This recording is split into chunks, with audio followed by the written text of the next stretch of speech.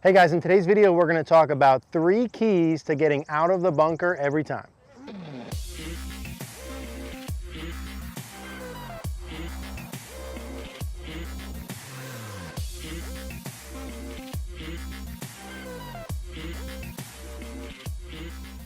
All right guys, so let's talk about 3 keys to getting out of the bunker every time.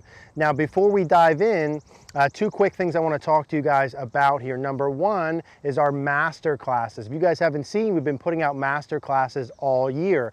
They're step-by-step programs really designed to fix one specific part of your game. We have things like shallow your downswing master class, rotation, early extension, senior golf swing, slice fix, and there's other ones, and we're putting those out on basically a monthly basis. I really want you guys to check that out to take your game to the next level and fix whatever specific thing you need to be able to fix. We'll put a link in the description down below so you guys can see that. Generally, they're 20+ videos, really guided step-by-step learning to fix that one piece. Now, all of the members at CogornoGolf.com get free access to all of those master classes, plus everything on the site. Really, again, guided step-by-step learning. We have quick fix sections, we have practice sections, as well as our Facebook group where you can post up your swing or a video of your bunker swing. I can take a look at it for you and really guide you to get better and join our community. All that information will be in the description down below. Now, 3 things to get out of the bunker every time. Let's talk some bunker basics here first. Now, for me to get the ball out of the sand every time and onto the green, that's sort of like level 1 or checkpoint 1 out of the bunker. Step 1, get out of the bunker every single time. Step 2 is get out of the bunker and on the green every time. And then step 3 after that is out of the bunker, on the green, and within a distance to make putts. Now, the best players in the world, generally speaking, right, they're out every time. That's not of their concern. They get up and down roughly 50% of the time. That means every other time out of a bunker, and these are the best in the world with the best clubs and best conditions, they don't get up and down, right? Every other time in a bunker, they don't get up and down. So let's keep our expectations reasonable. If your goals are just to get out of the bunker, that's what I want to talk about here in this video. Now, getting out of the bunker, there's a couple kind of things, 3 key phases: the setup, the backswing, and the downswing follow through. But before we start, we have to talk about how the club works, okay? Now, in terms of how the club works, basically the deal is we're trying to use the bounce on the bottom of the club. Sand wedges are designed where the front edge of it be the leading edge, acts to dig, sort of like a knife, and this back portion is the bounce, and that glides underneath the ball. Now, most of you guys know, and gals know, the goal out of the bunker is to hit sand first. It's to use the bounce and hit behind the ball. We don't actually want to hit the ball. It's the only shot in golf where that happens. So how do we do this? Well, there's some setup pieces that are going to help us hit the sand first and get the ball out. In terms of setup, the first part and the most important part is opening the club face. If we know we need to use bounce, the more open the club face is, the more bounce you have.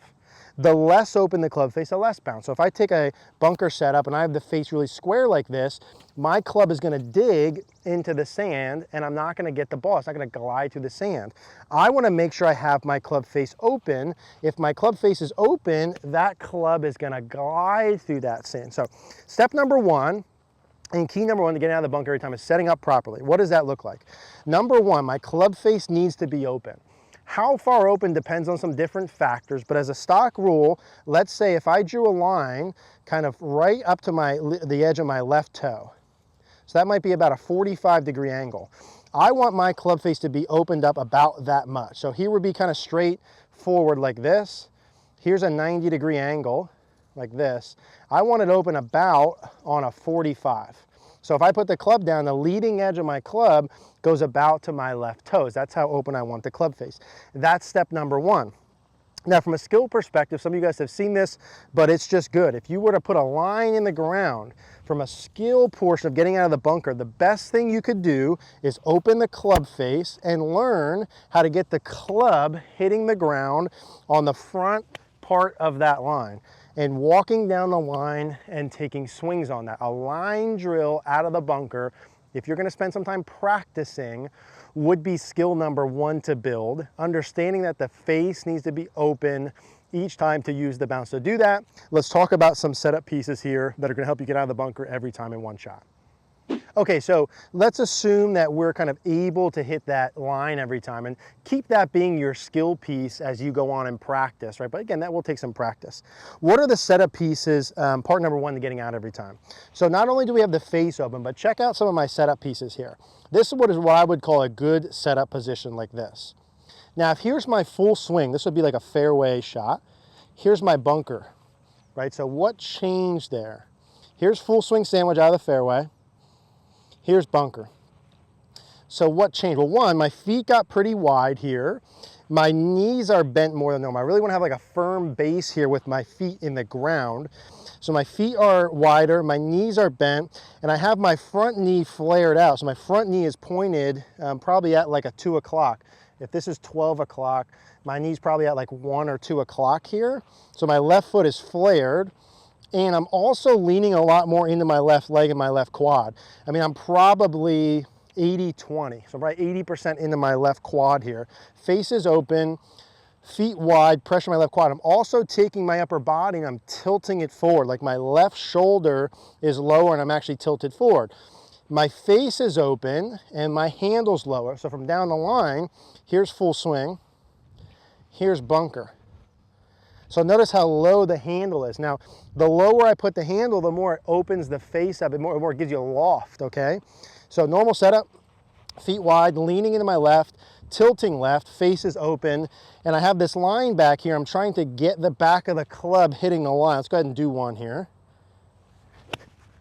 And that would be part number one. So how do I get out every time? Well, part number one is I have to set up successfully, okay? Feet wide, pressure forward, tilted forward, face open, handle low. This, I almost would rather you be too far this way than tilted too far back. So heads on it or even leaning a little bit forward.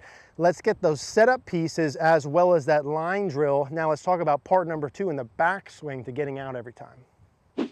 Okay, part number two and the next part of getting out of the bunker in one every time is the backswing pieces. Now, let's kind of keep this simple and just talk about the biggies. Number one, and the issue I see a lot when people leave it in the bunker, is they don't take a long enough backswing. How far back should you go? It's a little bit different, but I would say about left arm parallel is a pretty good checkpoint. So if I take my normal setup position here, again, I have all these pieces in place. If I only go back to about hip height, usually I don't have enough length, enough speed to get out. I want to make a long enough backswing. I think for you guys, a good checkpoint would be left arm parallel, so about rib or chest high with my hands. That would be part number one, is let me make sure I make a long enough backswing, have my setup pieces back to left arm parallel, and I'm having the back of my club thud the ground behind the ball. That would be part number two of getting out of the bunker every time. That one almost went in. So a long enough backswing would be part two. And then what I would add to the length of the backswing is that the face stays open enough. So if I take my normal setup position here, I have all this in place, I have a long enough backswing to left arm parallel. Notice that my left wrist and club face where they're at.